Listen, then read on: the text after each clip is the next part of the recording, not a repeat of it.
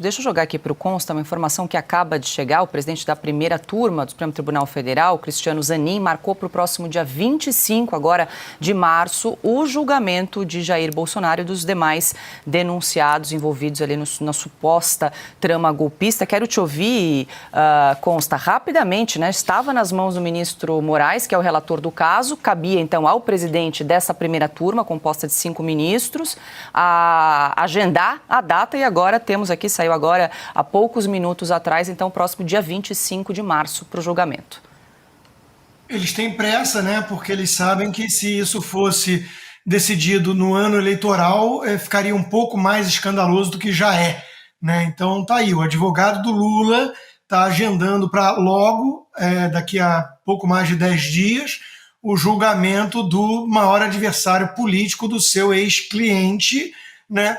Tudo isso com a relatoria do ex-tucano, que também trabalhou com o Geraldo Alckmin, que vem a ser o vice-presidente desse ex-cliente, aquele que disse que o ex-cliente queria voltar à cena do crime.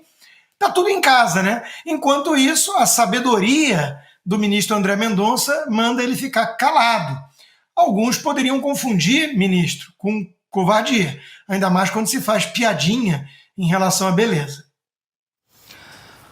Silvio, informação que acabou de sair, a gente percebe aí um senso de urgência dessa primeira turma do Supremo Tribunal Federal, marcando aí para o próximo dia 25, lembrando que no domingo tem manifestação a favor da anistia, já tem uma próxima marcada para 6 de abril, tem o projeto da anistia tramitando no Congresso, tudo isso impacta aí no termômetro, na temperatura para a discussão e para o julgamento desse caso, Silvio? Sem a menor dúvida, eles estão com pressa, eles estão sentindo a fervura subindo, a pressão que virá das ruas a partir de domingo, começa em Copacabana nessa manifestação a favor da anistia, mas já tem outra marcada para abril, né? Aqui na cidade de São Paulo, por exemplo, no principal palco de manifestações políticas do país, que é a Avenida Paulista. Teremos outras manifestações em várias cidades. O Congresso Nacional, como a gente acabou de comentar no bloco anterior, já tem maioria para fazer avançar a anistia por meio do parlamento, que é a via correta para o andamento de um projeto de anistia. Então o Supremo está correndo, né? O Procurador-Geral da República rejeitou as alegações. Imediatamente Cristiano Zanin, que deveria se julgar impedido, né, anunciar o seu impedimento, como disse no comentário anterior, já marcou a data. Se pudesse, seria amanhã, mas amanhã é sexta-feira e mesmo que eles trabalhem em home office, eles não vão julgar, né? Não vão inserir os seus votos no sistema, né? Então pode ter certeza que é muita pressa, Paulo. Eles estão correndo, inclusive também acrescentaria, né, ao que a gente acabou de falar. Eles sabem que os Estados Unidos estão entendendo tudo o que está acontecendo no Brasil e eles vão correr. Piotr, em relação a essa notícia que acaba de chegar, vale lembrar que integra a primeira turma, além de Alexandre de Moraes e do ministro Zanin, também Carmen Lúcia, Luiz Fux e Flávio Dino. O que vai acontecer agora no próximo dia 25? Não tem sentença, nada. Eles só vão se reunir para decidir se aceitam a denúncia e aí começa toda a parte de instrução probatória, oitiva de testemunhas. Claro que isso é um processo de alguns meses, né? Na verdade, o dia 25 é só para o recebimento da denúncia por parte da primeira turma. Você pode repetir os nomes só para a gente ver como é imparcial o Supremo? Alexandre de Moraes, Cristiano Zanin, que preside a primeira turma, Carmen Lúcia, Flávio Dino e Luiz Fux. Perfeito.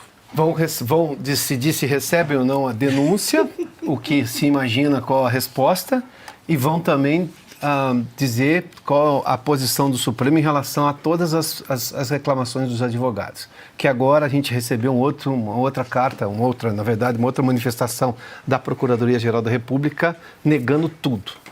Os advogados provocaram a PGR para ver se ela voltava atrás em alguns daqueles absurdos. A PGR manteve todos e o procurador acredita em tudo que está naquela denúncia. Em todas as falhas processuais, inclusive. Abusos, arbítrios, enfim, essas coisas todas. Até porque os advogados, vale lembrar, uma coisa é ter acesso aos autos que eles estão reclamando, desde muito. A outra coisa é ter acesso a todas as provas. E os advogados disseram que eles não tiveram acesso a todas as provas. O que tem lá no processo, na denúncia, são as provas que interessam à acusação. Veja só que nível isso está sendo construído. E aí você vê o ex-advogado do Lula na campanha, o ex-advogado do Lula, o Zanin, neste momento, Ministro do Supremo, por indicação do próprio Lula, preside a turma que vai decidir ou não se aceita a denúncia. Bom, essa é a situação. Quando se vai saber se o Moraes vai depor ou não como testemunha? Não tô fazendo piada, não. É ele que decide. Isso vai ser colocado nesta sessão também. Nessa sessão. Porque os advogados, se um desses advogados, deste caso que vai ser aceita ou não a denúncia, se ele colocou o Moraes como... questionou o Moraes se vai ser ou não, isso pode ser discutido já no dia 25. No dia 25, No dia 25, é a aceitação da denúncia e a instauração da ação penal, quando eles vão se tornar réus, depois de acusados ali pela Procuradoria-Geral da República. Ele vai alegar porque eles vão alegar que o Alexandre, por exemplo, não poderia estar lá. Uma das razões é que ele é vítima. Se ele é vítima, ele não pode ser. E na condição de vítima, ele já está sendo arrolado como testemunha. Ou seja, nós vamos ter um processo, eu não acho que vai ser tão longo pela pressa que eles têm. Em condições normais, tudo isso que está acontecendo nessas 2, 3 semanas aqui, iria acontecer em meados do ano que vem, e olhe lá. Né? Levando-se em conta o que aconteceu no Mensalão. Você lembra, né, Silvio? Foi o Mensalão foi em 2005, o julgamento foi feito em 2012. Com 53 sessões e 138 dias, ação penal 470. Para você ter uma ideia, o que era o Supremo antes e o que é esse negócio que está aí agora. Bom, e só mais um detalhe, lembrando que o ministro Alexandre de Moraes, ele liberou essa denúncia em relação ao primeiro núcleo, porque lembra que o relatório da Polícia Federal dividiu em 6 núcleos. Vou trazer aqui só para a gente, por curiosidade. Núcleo de desinformação, núcleo responsável por incitar militares, núcleo jurídico, núcleo de inteligência paralela, núcleo de apoio às operações golpistas e núcleo para cumprimento das medidas coercitivas. Então, eles fizeram essa separação e o ministro Moraes deu ok para esse primeiro núcleo. Quem está inserido? Vamos aos nomes. O ex-presidente Jair Bolsonaro, Walter Braga Neto, Anderson Torres, Augusto Heleno, Paulo Sérgio Nogueira de Oliveira, Almir Garnier, o deputado Alexandre Ramagem e também o tenente-coronel Mauro Cid, que ficou então para esse primeiro bloco, vamos dizer assim, marcado para o próximo dia 25 de janeiro. Eles tentaram imitar a Lava Jato, é evidente, a forma como eles construíram o fatiamento, os núcleos, essa operação Lesa Pátria, com várias fases, né, a Tempus Veritatis, que foi a mais famosa dessas fases, talvez a mais de fevereiro do ano passado. Eles tentaram imitar a Lava Jato, só que sem crime.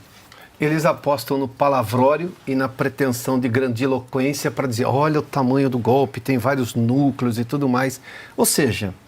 é tudo cortina de fumaça para tentar ver se consegue esconder que simplesmente o básico do direito não está sendo levado a sério pela principal corte do país.